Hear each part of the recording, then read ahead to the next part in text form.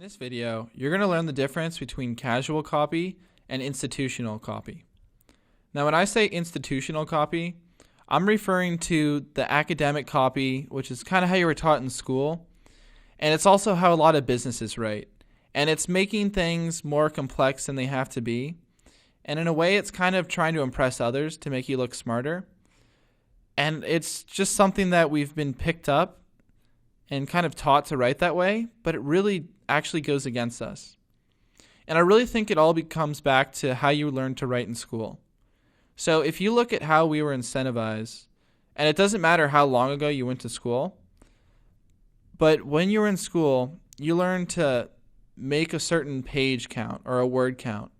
And you wanted to fill up the space and also use big words to impress your teacher and to get a good grade.